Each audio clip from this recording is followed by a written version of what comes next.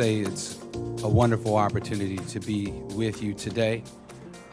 As I mentioned, I'm Talib Kareem. I am first an engineer and then a lawyer.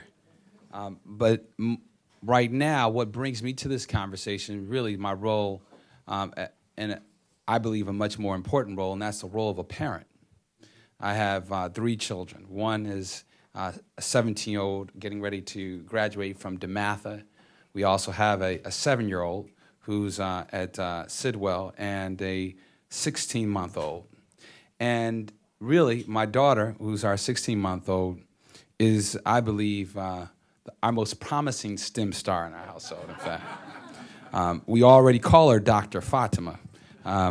She really replaces, in my mind, the desire that I once had, perhaps, to go to med school, and so she's a vicarious mannerism for me to live out that legacy. But what is in particular, I think, important is this conversation about why we are even in business. STEM4US is an organization that was founded immediately after the president called for the creation of 1 million more new STEM professionals by 2022.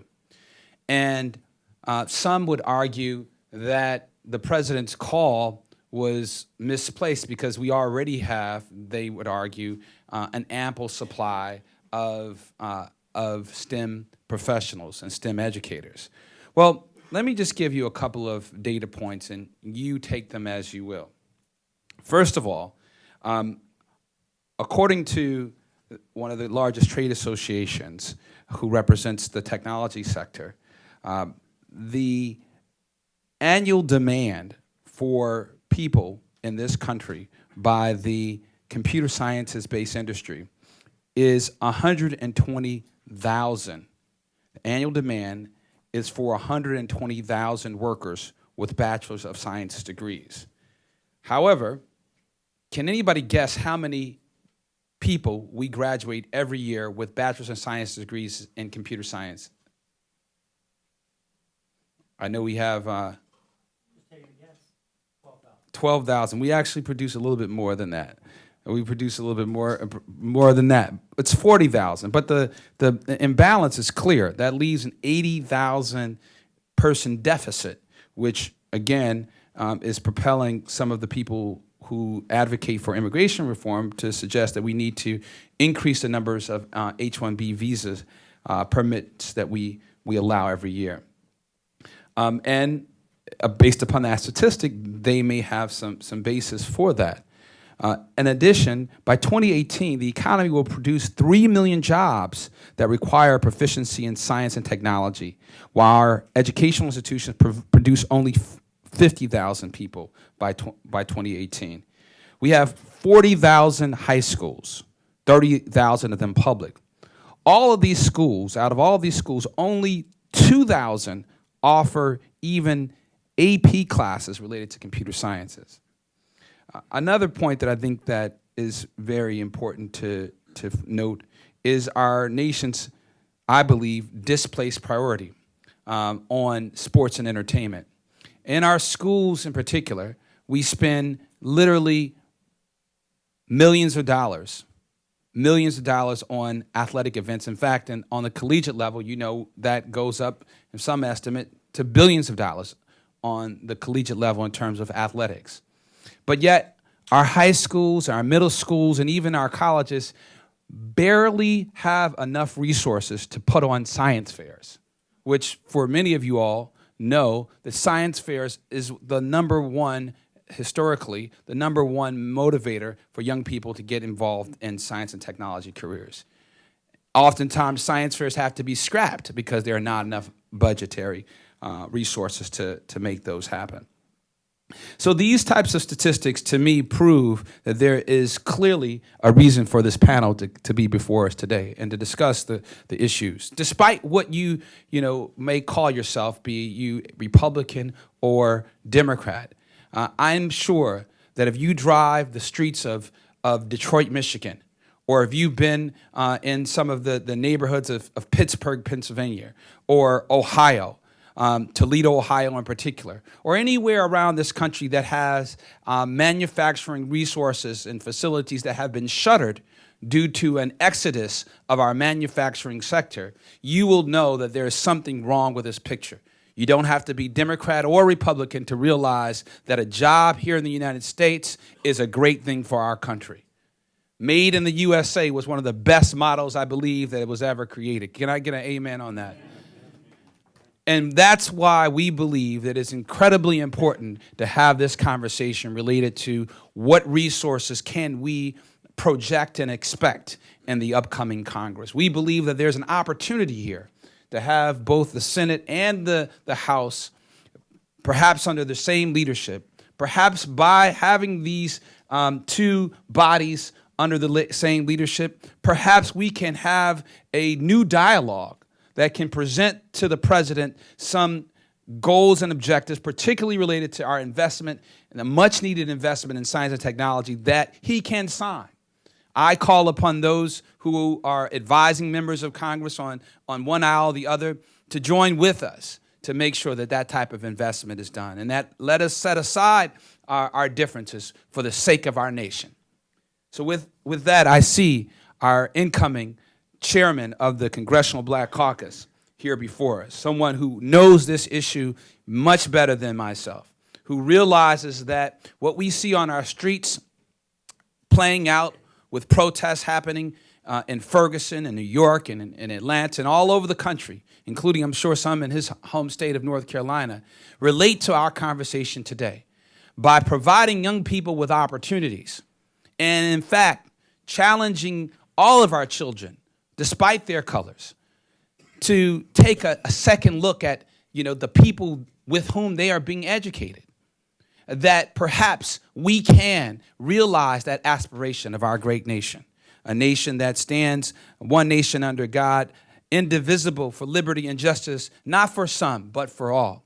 And again, I think that Congressman G.K. Butterfield, a senior member of the House Energy and Commerce Committee and the incoming chairman of the Congressional Black Caucus, knows exactly of which I speak. And so let us all give him a warm round of applause and welcome him to our conversation.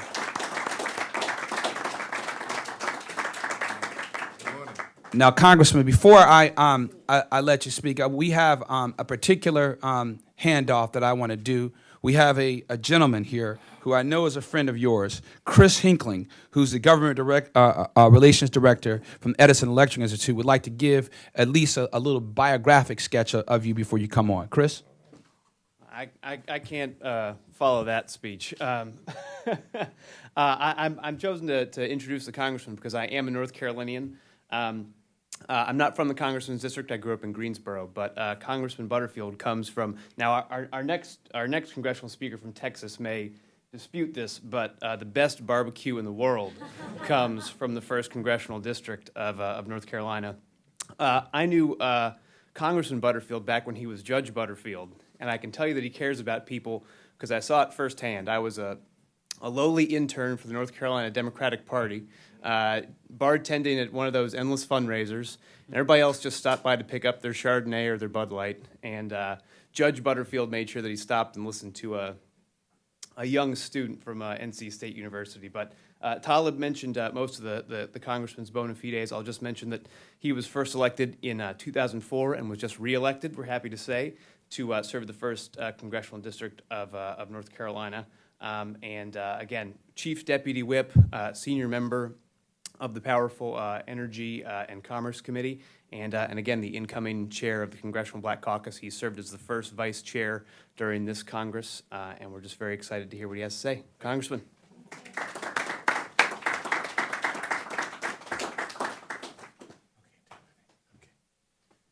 Thank you and good morning.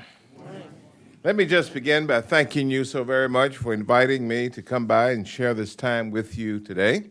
Welcome back to Capitol Hill. Many of you have been here many times before, and each time you may find this place a little different than it was the last time you visited. But welcome back, and we're closing down the 113th Congress, and we'll be beginning what we call the 114th Congress the first week of January. One of the interesting things about this session of Congress is that we have not passed a budget. And so today, I guess, is Tuesday, and we will be recessing on Thursday, and we still don't have a budget for the current fiscal year. And so over the next 48 hours, it's going to be very critical. And so watch as we close down this session to see how the budget process comes together, and hopefully we can continue to fund the government for another few months. But that's the challenge that we are facing this week, and it's very interesting. It's no secret to any of you in this room that the House of Representatives is now in complete control of the party that I do not belong to. The United States Senate is in the control of the Democratic Party, but that's going to change on January the 3rd. And so starting in the 114th Congress, one single party will be in control of both houses of the U.S. Congress.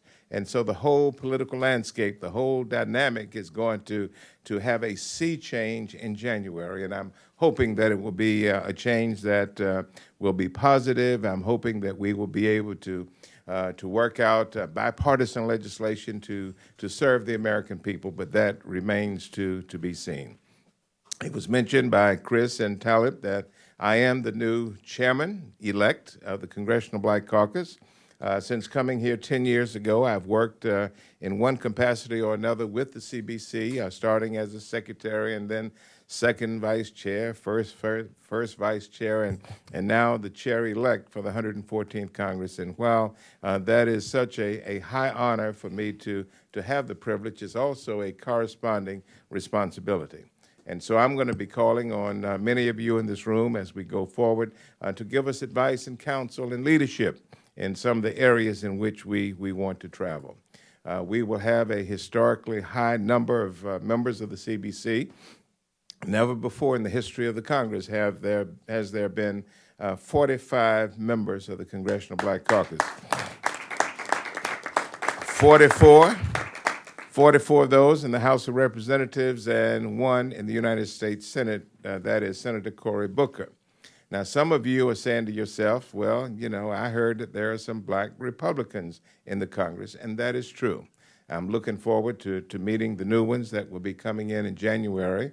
And so there are 3 African-American Republicans that will be in the Congress in the 114th Congress. They will be Senator Tim Scott from South Carolina, who has been here for about 4 years, and he chooses not to belong to the CBC. But Tim and I are friends. We have conversations quite often, and we're going to be doing some things together. But there's also a new representative whom I have not met yet, but she is from Salt Lake City, Utah. Mia Love is her name. She's a mayor in Utah. I look forward to meeting with her and another gentleman, Hurd, I believe his name is, Representative-elect Hurd from the state of Texas. And so if you cobble it all together, there are really 48 African Americans who will be serving in Congress. And so this is certainly a new day. The question is, what do we do about it? What do we do with this so-called power that we have? I always like to tell young people back in my district, when I go around to the middle schools and the high schools to talk to young people, I always try to let them know that members of Congress have job descriptions. Somebody's calling you, all right? Members of Congress have job descriptions. Our job description is basically embodied in the U.S. Constitution, but it's really broader than that. We have a responsibility. Responsibility number 1 is to make sure that America is safe from all enemies, foreign and domestic, and we certainly do a good job at that, pretty good job at it. I think we have the best military in the world.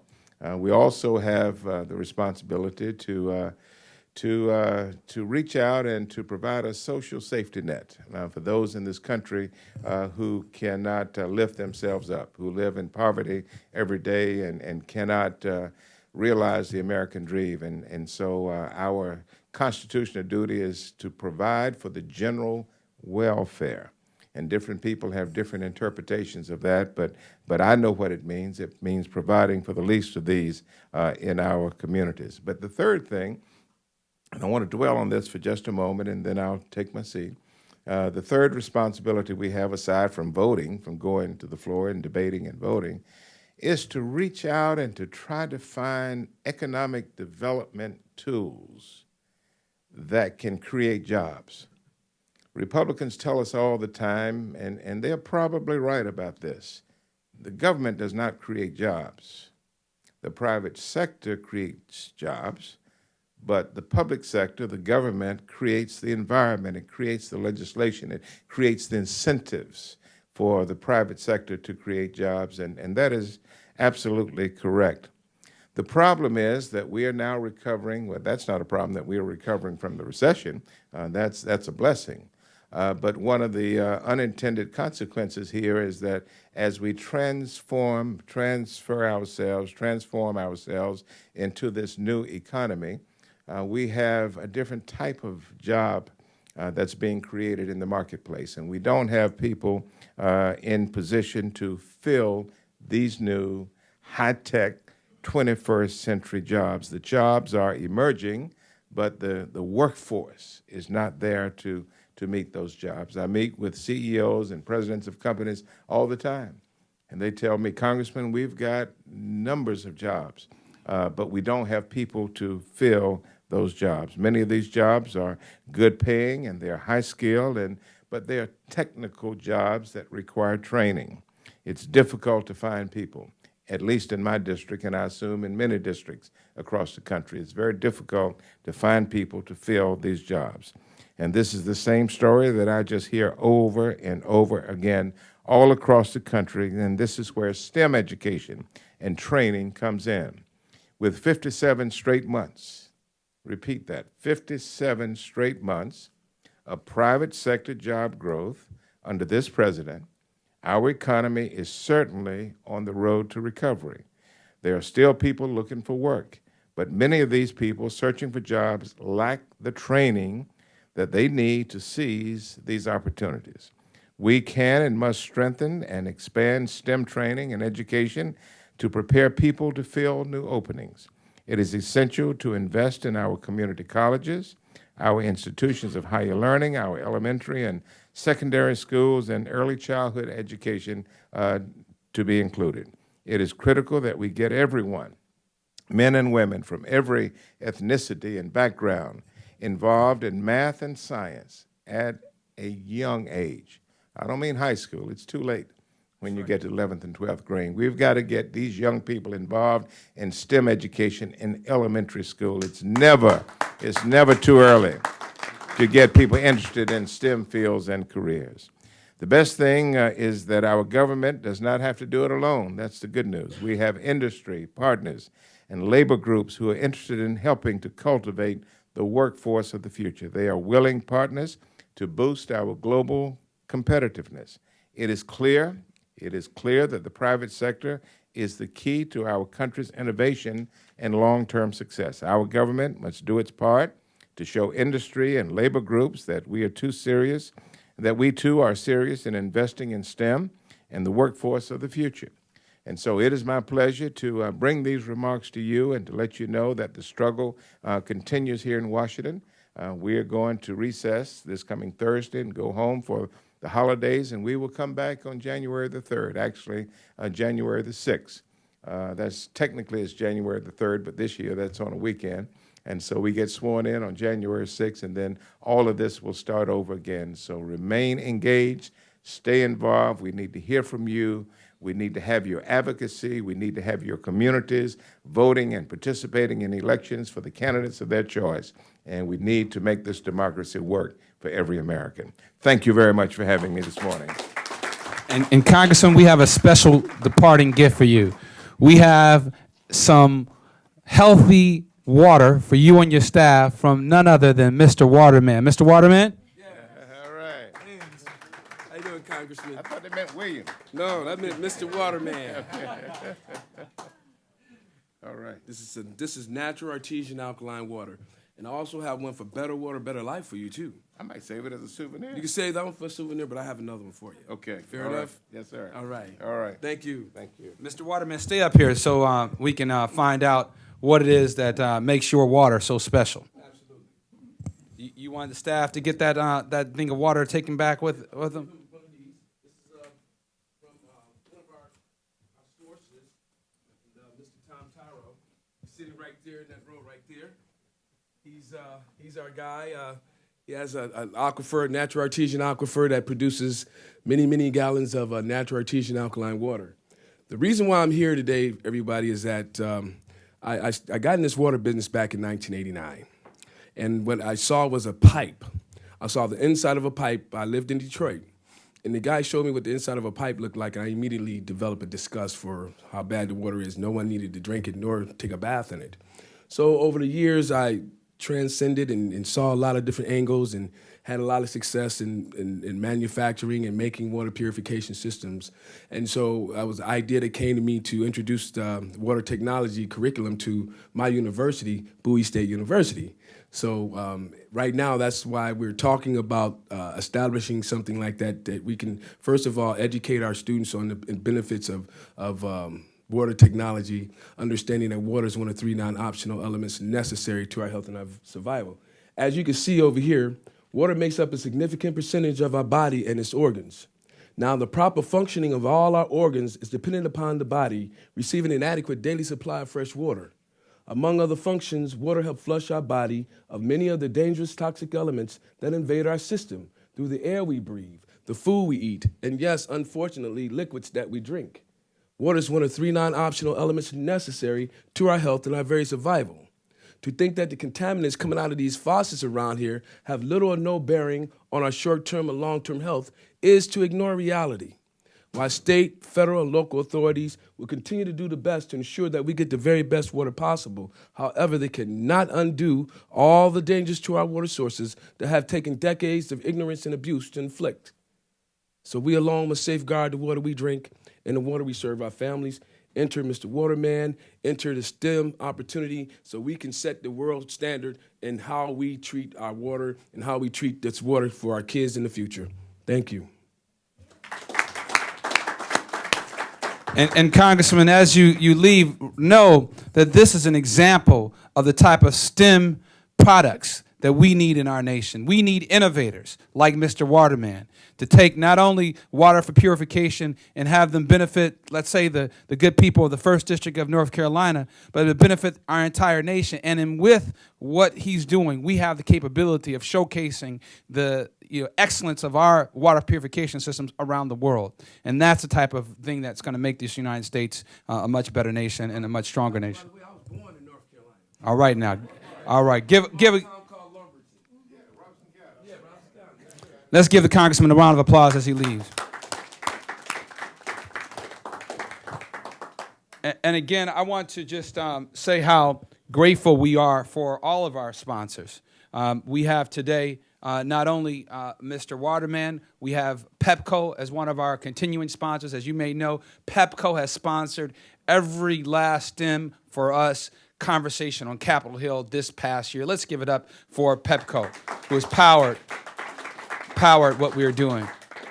In addition, we're pleased to have one of the new partners who, in fact, is an organization of which Pepco is a member, and that is the Edison Electric Institute. The Edison Electric Institute found out about what we were doing from some of the good works that their members talked to them about.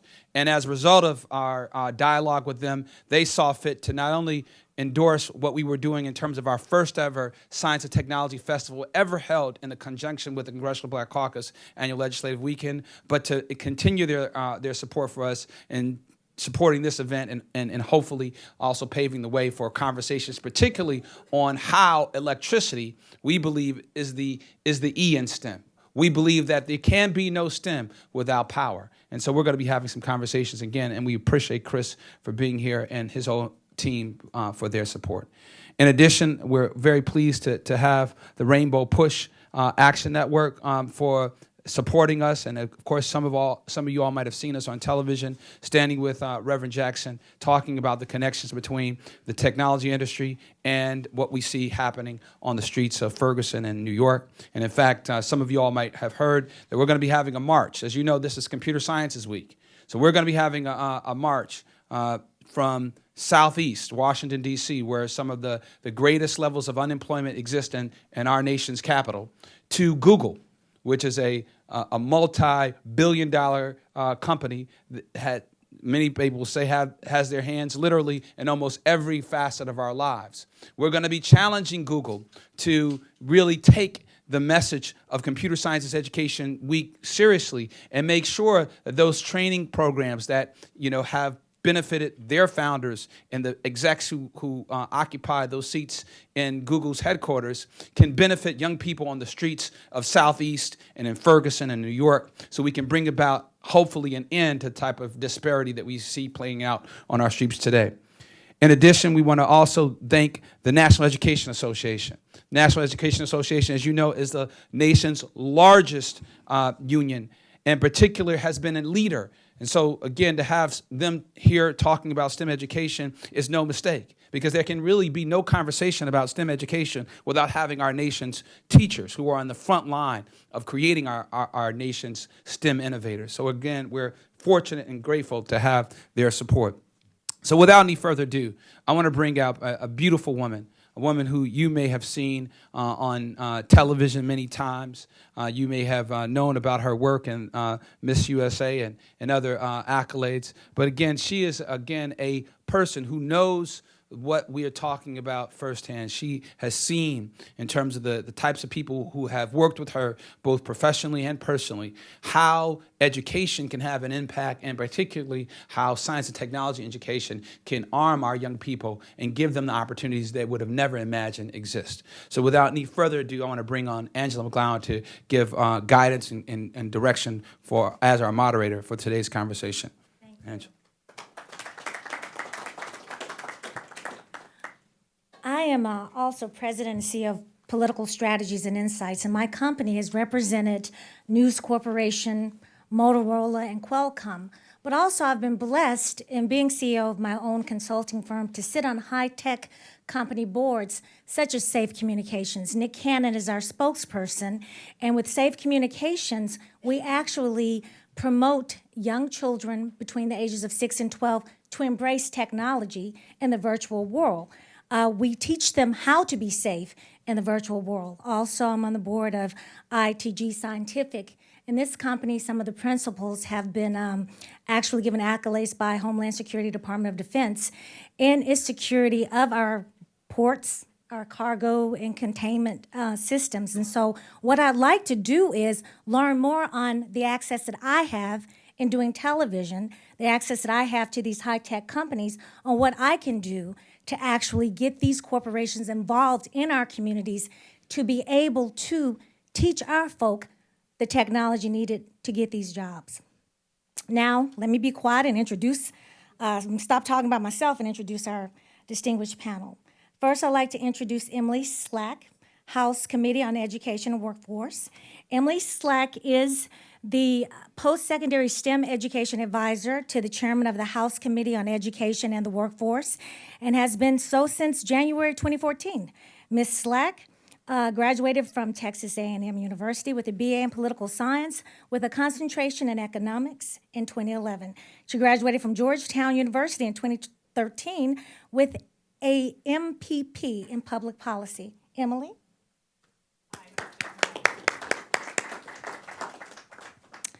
I'd like to introduce Joyce Powell with the National Education Association. Ms. Powell, a special education school teacher from Vinland, New Jersey, was elected to the National Education Association NEA Executive Committee in July 2009 for a 3-year term. She was reelected to a subsequent 3-year term in 2012. Ms. Powell brings more than 30 years of education experience advancing the educational opportunities for students with special needs. She began her career teaching in 1973, and you were teaching emotionally disturbed children. She has taught computer math, English, vocational training, health, and inclusion of U.S. history at Vinland High School South.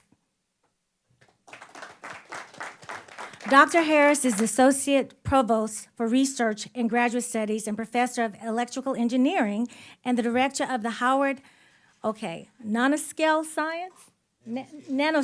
Science and Engineering Facility. Dr. Harris' research interests have focused mainly on the growth and characterizations of electronic and optical materials, the fabrication of semiconductor devices with special attention given to wide band gap and compound semiconductor materials and applications on nanotechnology. I am Patricia Pierce Ramsey, chair of the Department of Natural Sciences at Bowie State University, where I have served since 2004. I came to Bowie State as provost. I've served as interim president. I've taught, and now I'm the chair. So you name the job, I have She's done it. done it. I have a bachelor's of science and biology education from Norfolk State University, Norfolk, Virginia. A master's of science in botany from Howard University, Washington, D.C. Wow. A master's in biology from Harvard University, Cambridge, Massachusetts, and a PhD in biology from Georgetown University, Washington, D.C. And so I'm pleased to be able to be a part of the panel. Well, thank you so much, ma'am. Thank you. And I'm just going to throw this question out for whomever part of our panel would like to take it. The foundation of the U.S. leadership in the world has been its innovation. In your opinion, has Congress and the administration appreciated the competitive advantage of the U.S., and what do you believe that they've done together to prevent us from being left behind? You know, you've heard of No Child Left Behind, but our nation being left behind, India and China. Who would like to take that question?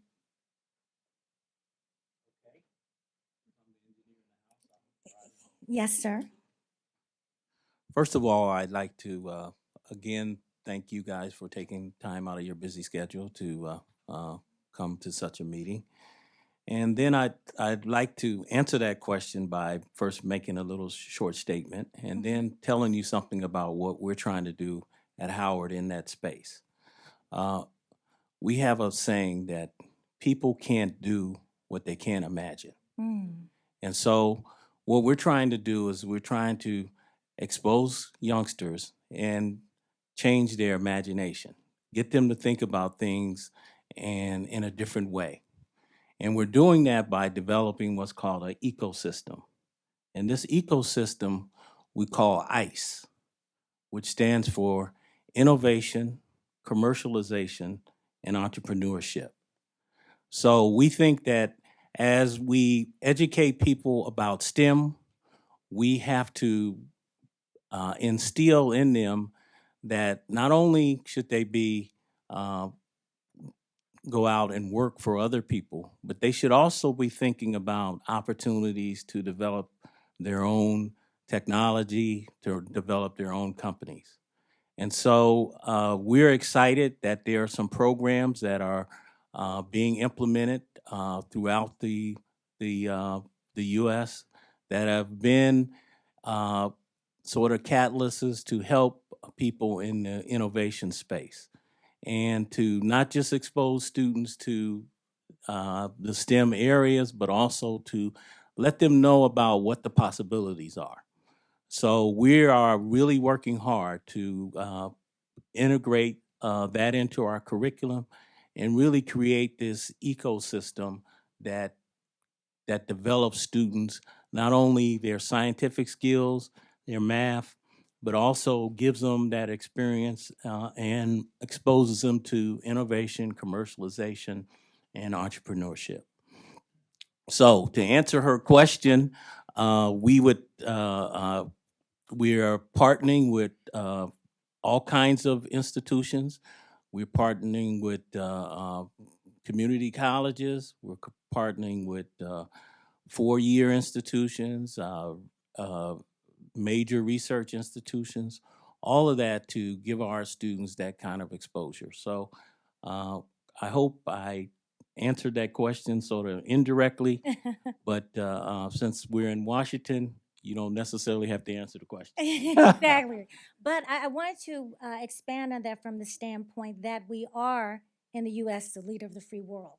And yet we give monies to countries that are not of our own, and we are behind dealing with science and math. So if anyone wants to take this, do you believe that Congress, in partnering with the administration, has done enough to be able to develop our kids, whether it's primary or secondary education or college?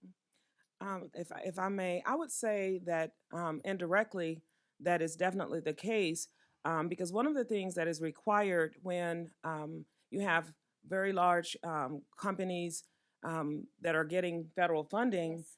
they have a requirement of a certain percentage of those companies partnering with minorities Yes, ma'am. businesses. Well, Bowie State University is a historically black university, the oldest historically black university in the state of Maryland. And one of the things that we see, we have partnered with Lockheed Martin, and Lockheed Martin has come to us because we have a graduate who works for Lockheed Martin, who has a degree in computer technology. And he has risen very quickly in the company. And so he's very interested in STEM, and we're in Prince George's County. And so what we have started with Lockheed Martin as a partner is the Education Innovation Good. Initiative called EI Square. And what EI Square does, it goes into the public schools where we have students from Bowie State that serve as mentors for the students in the public school in modules, and then those students get scholarships. Those scholarship students come to Bowie State. Lockheed pays for them to come to Bowie State. We train them, and then they go to Lockheed Martin to work once they finish. We started this partnership last year, and we're really excited about it. But that is an instance where Lockheed Martin said, okay, we have to have a minority partner, They've taken the initiative and they've taken that initiative. because of the person that you guys actually taught. Exactly. W.E. Du Bois, Talented 10. Yes, ma'am. Yeah, hello, I'm Joyce Powell, and I'm from the National Education Association. And this administration truly has done more in terms of providing opportunity for educators and for students than we've seen ever before, in terms of at least bringing the whole STEM education to light, and to funding some very unique programs throughout the United States, for also talking about and discussing the fact that we need to have many more of our students graduate who are career ready and college ready to be able to go into these fields. And so this administration has helped to build some on-ramps for STEM education, as I said, more so than many in the past. What we've done in New Jersey, and one of the reasons that I'm here today, is that when I was the president of the New Jersey Education Association, which is the union that represents educators, we established a 501c3 foundation, which we call the New Jersey Center for Teaching and Learning. And we provide K-12 math and science programs for schools throughout New Jersey. That was our mission. However, we now have become, the Center for Teaching and Learning has become the #1 producer of physics teachers in the United States of America. This is unheard of. We have produced over 100 physics teachers that we have certified. We have special legislation that we're able to do that. We also have certified over 30 chemistry teachers. And it is our mission that every student in America have access and the opportunity to participate in physics, and particularly AP physics. We're in 4 different states. We're in 3 other states than New Jersey. We're in Vermont, Colorado, and Utah and Salt Lake City. We are in the country of the Gambia, where we are actually providing training for every educator in the Gambia. We've trained 30 teachers in Argentina, and all of our material is in Spanish as well as in English. Just want to give you 3 quick points, and that is that so you know that we are mostly in schools of poverty and schools of color, so that we are providing opportunities for students the way that white educators have ensured that certain portions of our population have not had access and opportunity, is to not allow them to take certain courses. And so in many cases, we know that our schools that are located in urban areas don't even offer physics. In New York City, for instance, less than 17% of the student population take physics in high school.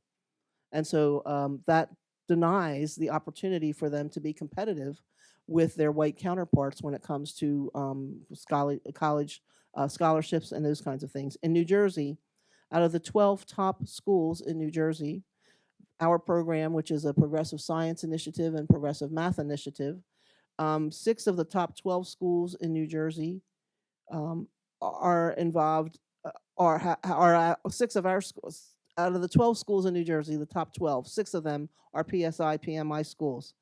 And that tells us that in those 6 schools, 60% of the students in our schools are Black or Hispanic and are economically disadvantaged, as compared with 8% in the non-PSI, PMI schools. So we are actually narrowing the science gap with poor and students of color. Miss Powell, I want to interrupt because I'm from the South. If you guys can't tell, I have a Southern accent. I'm from Mississippi. I have a sister who's a doctor of education in Memphis, Tennessee. And Tennessee was the second state to rise to the top, a great program that President Obama created. You have mentioned wonderful things that you're doing at Bowie State. You have mentioned wonderful things that you're doing in New Jersey and 3 other states. What is the challenge from the standpoint, I know you can't have a cookie cutter law or a cookie cutter solution, but what can we do to be able to offer what you're offering to other historically Black colleges like Russ College, Tougaloo, and also secondary schools and primary schools? As the Congressman said earlier, high school is too late.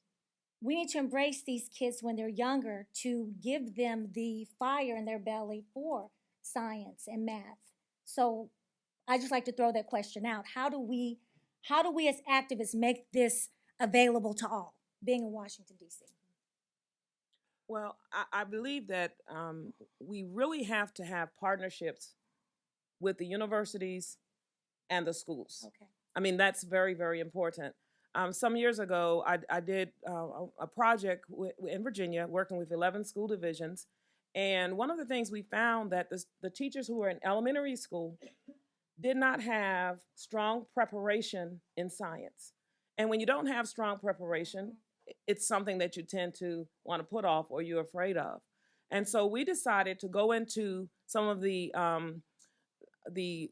school systems in Virginia that had the free lunch, the highest percentage of free lunches, and work with those teachers in the elementary school. And those teachers were excited that we were able to do that because we taught them something called science at your reach. It's a part of everyday life. Once we can dispel this whole notion that science is something that's so hard and scary, I think that will be a real big advance for us in the country. And so every time I go anywhere, I always talk about science as a part of everyday life. And so if we as institutions work with these schools and don't tell the schools what they need, but work with them, but don't let them sit at the table and let us plan together. I think that if we do that across the country, I think that we would be in a much better position. Do we? Yes. Well, I think the training opportunities are what really are critical in terms of ensuring that that teachers have the content, and that's what we've developed, over 75,000 pages, and it's all digitized. It's all free open source material. Just go to njctl.org and you can get all of this material, and you can actually use the material that's been developed by teachers for teachers. And but it is the fact that making sure that teachers are trained. We take people who are already teaching and then we give them the content in physics and chemistry so that they then can become expert in those arenas. And we're finding that, again, the math program that we have in the elementary, you can't wait until high school. Part of the reason this was developed was because we were going to have to teach algebra in high school in New Jersey, and students weren't prepared to take algebra in high school. So we started with the middle school with math programs. It's a very different, very unique kind of a program where you have direct instruction and then social constructivism, where students are actually helping one another. Students have to own their learning. And so I agree that teachers are very fearful of content that they think may be too difficult. And so as we're able to help them understand that science is not as hard as people think. And we have to reverse the order. It has to be physics first, because physics is the basis for the other sciences. I mean, we've been teaching science in high school since 1892. That's when it was established. Wow. Molecular biology wasn't even invented. It wasn't even discovered until until the 60s. So it's, I mean, there are lots of things that we can do differently that will help students and their parents. And that's the other thing, I think, really trying to get parents So it's a involved. partnership. Yes. It's a partnership with parents, corporations, and higher institutions of learning. One of the things that we've done is when we would interact with high schools and uh, junior highs and even elementary schools, we found that their science labs didn't even exist. So we built a 47-foot trailer. It's called the Nano Express. It's has over $750,000 worth of real scientific Wow. equipment. And we have things like scanning electron microscope, atomic force microscope. We have one of the world's smallest clean rooms, so you can actually come in and understand how integrated circuits are actually fabricated. And this mobile lab travels up and down the entire East Coast. Last year, we had over 10,000 visitors. And we say we deal with people from K through gray. So we deal with the little bitty ones all the way up to the senior citizens. And we've gone to small community colleges, elementary schools. And so we come in, we really give students an opportunity to see what this technology is all about. We come in the morning, we give a preliminary lecture. Before we go, we have what we call primers that we send to the teachers so that they can read and the students can at least be aware of some of the things that are on the van that we will demonstrate. And then throughout the day, individual classrooms come into the laboratory and they get an opportunity to really do scientific experiments using state-of-the-art equipment that their individual schools could by no way imagine having a scanning electron microscope in your high school laboratory, or an atomic force microscope, or actually fabricating a semiconductor device using photolithography and actually measuring the IV characteristics of a diode. So we try to give people that kind of experience, and we even do it with the 5 and 6 year olds. And we also assess how we interact with them. So for the little ones, they get an opportunity to communicate to us what they thought about the experience. They're asked to write a letter Yay. or to draw a picture and tell us about the interaction that they've had. We also have a number of other instruments that we use to measure our effectiveness, survey instruments, and we also travel through to public places. Like last year, we were featured at the Boston Science Museum for a week. We've left here in D.C. We do what's called the Tobacco Road Trip, where we go to a number of the historical colleges in North Carolina and Virginia. And so we try to get this van out to as many people as we can. We're also hoping that this would serve as a model for other parts of the country, because we can go to rural areas where it really doesn't make sense for them to have some of the equipment that we have on the laboratory because there are so few students. But these students, because they're in those areas and we can bring the lab to them, they can get the same kind of experience Good. that a big city school student might Like have. rural Mississippi, Alabama, That's Louisiana. right. So we think this is an interesting model, and we've been trying to sell this model throughout the country as a way to get science not only to rural areas, but also to give them the kind of experience that really gets them excited and motivated. And when you can see these students who never knew what a scanning electron microscope is, actually in the laboratory operating one of these fancy pieces of equipment, and the excitement in their eye just changes their whole perspective on what they think about science, and it comes alive, which is very, very important. Activism can make a difference. And how I found out about this event, actually, I was attending a Rainbow Push event dealing with technology. So I hope I don't embarrass her, but I'd love for Reverend Jackson's daughter, Santita Jackson, to please stand up. She's one of my colleagues at Fox. Your father's doing great work. Reverend Jackson is actually in Silicon Valley right now, impacting the tech world. And at his speech that he gave last week, he said, you know, now we're shareholders, we're not sharecroppers. So, Emily, I want to come to you because you are a policy guru here, working with the House Committee on Education and Workforce. Did you guys pass great policies, you think, from the last Congress, and what do you forecast? Just give us a little bit of what's going on. Yeah, well, first of all, thanks so much for having me here. I really appreciate being part of this.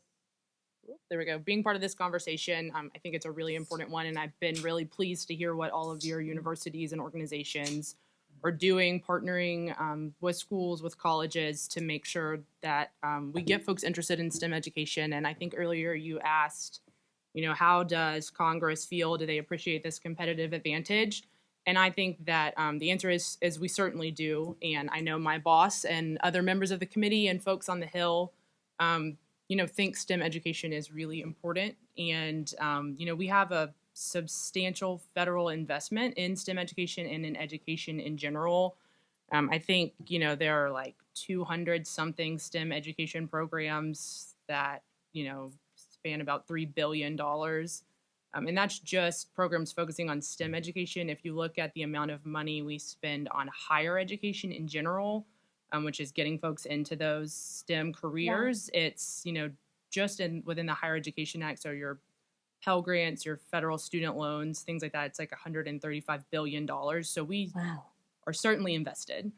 But I think what we want to do is make sure that those billions of taxpayer dollars that we are investing in higher education and in STEM education are working, because I would absolutely hate, and I know my boss and other folks on the Hill would hate to spend that much money and not get any results. And so I think there's been a lot of talk about the STEM education programs out there. I know we've had several GAO reports that have looked at the duplicative nature of some of them. Okay. And so what we want to do is look at how we can ensure that these STEM education programs, that these education programs in general, are using taxpayer dollars effectively and efficiently. So we don't want to continue putting money into a program that isn't working when we could redirect that money to a program that is working. So I think, you know, this past Congress, we've had some struggles. You know, we're certainly getting out there, we're doing things. You know, we did pass the Workforce Investment Act, which has been a long time coming, and we're very excited to have gotten that done, addressing some of the skills gaps in the country, and looking at ways that we can train workers. I think it'll be interesting, certainly next Congress. Representative Butterfield alluded to the fact that we will have both the House and the Senate in the same party. And so I think that gives us a lot of hope. Both leaders on both sides have been very eager to sort of get out there and work together, you know, with both sides of the aisle. Even if the Senate and the House are controlled by the same party, you still have to have 60 votes in the Senate to get anything done. So there will certainly be some bipartisanship coming up. You know, we have a lot of bills that are due for reauthorization. I think in the 114th Congress, you'll see some progress on the Elementary and Secondary Education Act, and that's a big priority for my boss, for future Chairman Alexander on the Senate side. Also the Higher Education Act, that's what I work on specifically. You know, that law is technically expired this past fiscal year. It has a 1-year extension to the end of this fiscal year. So we're working hard to get a reauthorization of that passed. You know, I think it will certainly take time and collaboration. And we really appreciate your thoughts and suggestions on how, when working through that, we can incorporate STEM education. We have a number of programs in there specifically targeted at helping minority students Right. and things And like I that. think too, the news has been sensationalizing things, but I think if members of Congress or their press people can get people out there talking about what you guys are doing and what all of you are doing, so people will know that members of Congress are just not sitting there and fighting one another. I mean, none of that is really getting out. Yeah, I mean, my boss and all the folks on the committee and all the folks on the Hill are working hard every day to get policy passed, to get things done for the American people. And it's a difficult process. It takes you Mhm. get all those folks to try to get agreement on something, and it's hard. But what we need for STEM education is for all of you. I see a lot of folks, most folks here look like they've come from off the Hill. This is a great opportunity to talk about these issues, but what we really need is for you to go into your member of Congress's office and meet with them and meet with their staff, so we can know the ways that this federal money can be spent in a way that will help students, help families, help people get jobs, people get trained. Exactly. I want to open it up. Do we have any questions from the audience? Yes? Could you stand up, please, and tell us who you are? Of course. Good afternoon, everybody. My name is Richard Ezeki. I just came out with training, and first I want to thank y'all for being here. And I wanted to actually ask a question about what was talked about earlier by our chairman about the training. I think a lot of people are saying that one of the difficulties about getting people to in these jobs is that the training should be done by a lot of the companies. A lot of times, Exactly. companies are saying that, well, we can't find people with jobs, and they want schools to train them, but the companies do typically have money, and they used to be able to train people who didn't have a lot of skills to their jobs. So, how do you see that, occurring? I mean, or is it going to be pushed in by our legislators to encourage our private companies to build the skills gap instead of having the schools? If I may, and I'm a moderator here, I was an in-house lobbyist for News Corporation, which is a content company. And let me tell you, it's a partnership because we had certain organizations that were not happy with certain content. I created diversity initiatives and the L's Apprentice program with Roger Ailes, chairman of Fox News. We actually partnered with Hispanic serving institutions, historically black colleges. We went out to seek people, and you're exactly right. It's just not the schools that train. And especially in my community, I found as a black woman, we can get the education, we can get the degree, but it's much more than that. You got to know how to get in that company, and what is the company line? What is the mission statement? What are they looking for? It's great to do an interview. So in creating these internship programs, these scholarship programs, Mr. Murdoch has an education foundation where we would get the monies from this foundation to be able to partner. But again, he's a great businessman. Here we have consumers who are Hispanic, women, blacks. Why not give back to the community that serves you? Main reason why we get a paycheck. So I think that it's up to Congress, but it takes activists going to Congress. What people are doing in the country today, dealing with marching in a peaceful way. We're all lobbyists. We all have the right to state our grievances. And I think sometimes we just vote, but we don't go and keep tabs on folks that actually work for us. So I'm sorry, I know I'm a moderator, but I had to add that. And it took me, I partnered with Howard University, Hampton. We want to partner with Bowie State. That's why I wanted to follow up with you. But I think it takes, like a colleague of yours with Lockheed Martin, who learned from your school, to actually learn, but give back. And I'll mention briefly, what the electric utility sector is doing, because it's you bring up a great point. The people at the company, they're the ones who know how many jobs they need and in what areas they need. And EEI, working in tandem with the American Gas Association, the Nuclear Energy Institute, and the National Rural Electric Cooperative Association, created a group called the Center for Energy Workforce Development. And that group has put together almost 40 state energy workforce consortia. And what those groups do, they bring together the utilities, the businesses in the area, elected officials, education at all different levels. And they work on presenting curriculum to make sure that the offerings at the community college match up with what people need, in those jobs.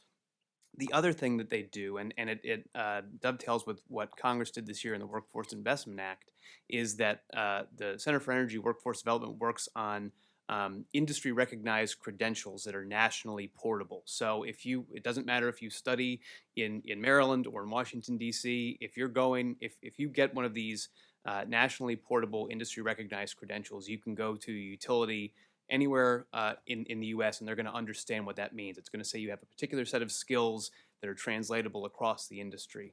And so and what they did in what Congress did in the Workforce Reinvestment Act, reauthorization rather, is they prioritized money. They said that if you're going to have programs that push people into nationally recognized industry, nationally portable industry recognized credentials, we want to push money there. So that's, when you're talking about using taxpayer money smartly, we think that was a great thing that they did. And you guys, Joyce Powell needs to leave. She has to catch a flight. But thank you so much for Santita Jackson. As my colleague Angela McCloud introduced me, I am one of her colleagues at Fox News.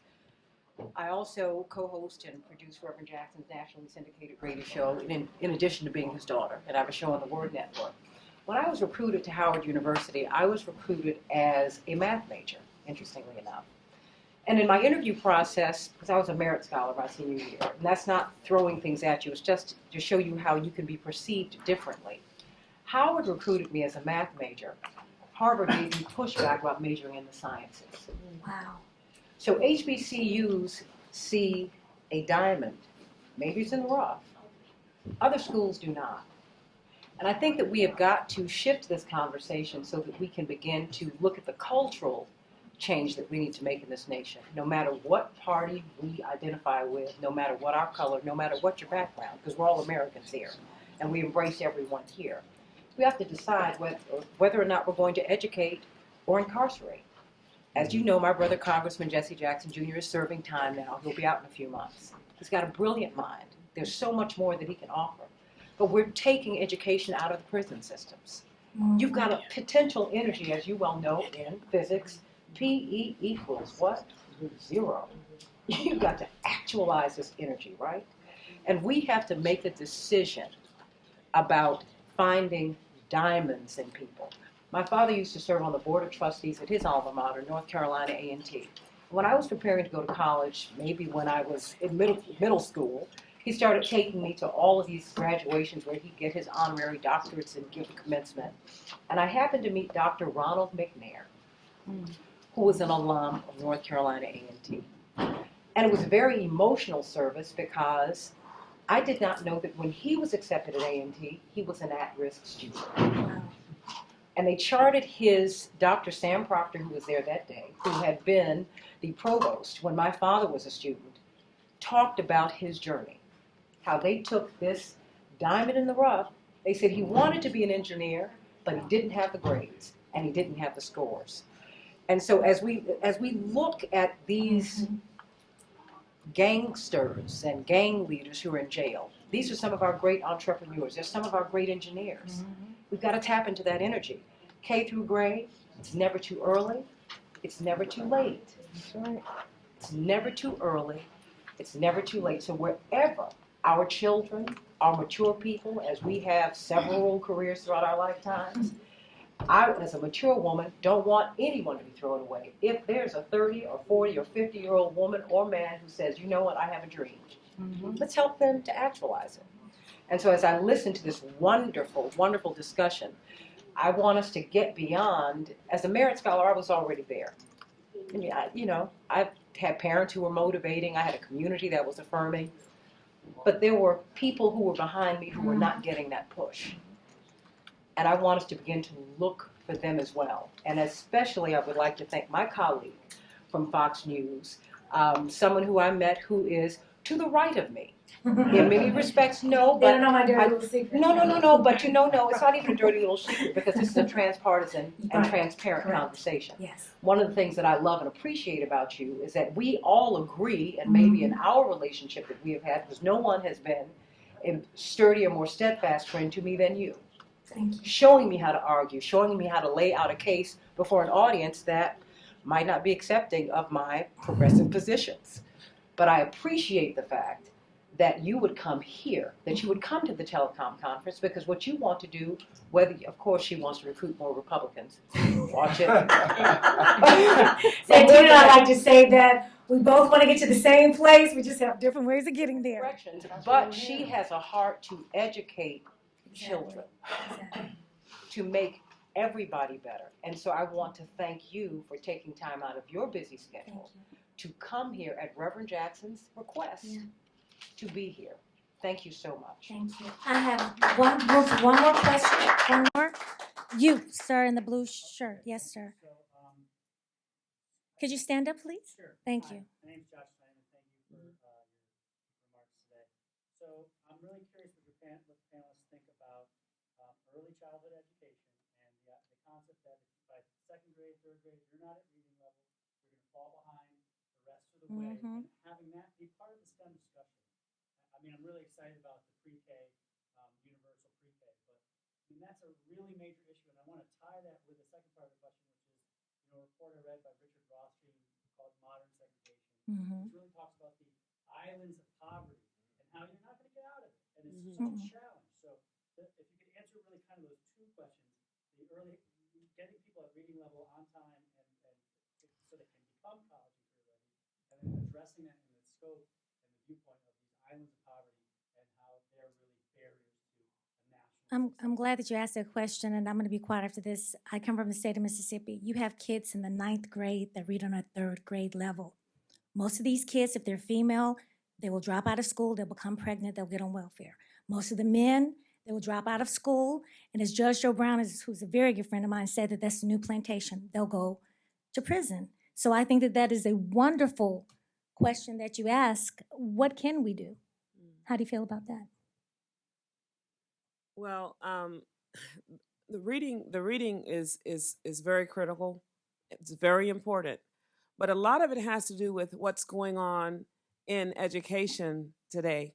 As I spoke earlier about teachers being afraid of the science, well, we have so many rules and so many regulations now in education that I think it has really hindered us from moving forward the way that we need to.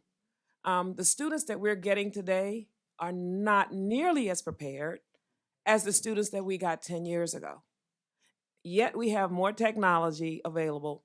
And so I think we really need to really take a hard look at what we are doing in K through 12, as well as in higher ed, but particularly there because that's where they get their start. And if by 3rd grade, and particularly the literature has shown for students of color, and particularly African American boys, if by 3rd grade you haven't captured them, then you lose them. And so we really need to take a hard look at what we're doing, I think. But people seem to be afraid to have the conversations. And I think that this is a great beginning for such a conversation. Okay, we have room for one more. The lady in the back, and then that's it, guys. Because he's telling me to wrap it up. In sales, and I work at the National Children's Museum. And we talk a lot about STEM education, but what we're doing at the museum is we're putting arts into it to make it STEAM, because it's easier for children at a young age to incorporate a science project. Like we have a nanoscience mini project that we're going to be doing, but it's palatable for them to receive that kind of information in a different type of learning. And with the arts, they're able to embrace science and math and technology education a little better. So I just wanted to make that, help ask you to make that a part of your conversation, not just STEM, but STEAM would, be able to educate young children more. Would you like to close for us? Absolutely. Okay. I would be remiss if I didn't at least give a big shout out and ask you all to give a warm round of applause for our outstanding coordinator, who once again demonstrated her leadership and her connectivity, and that is none other than Erica Butler. Let's give a round of applause for Erica. And we also have Michael Ree, who's a George Washington University student. Again, let us make sure that we take this message to heart and go out and work with our young people. And stay tuned for our information about our march to Google in celebration for Computer Sciences Week. Without any further ado, I bid you good afternoon. Take care.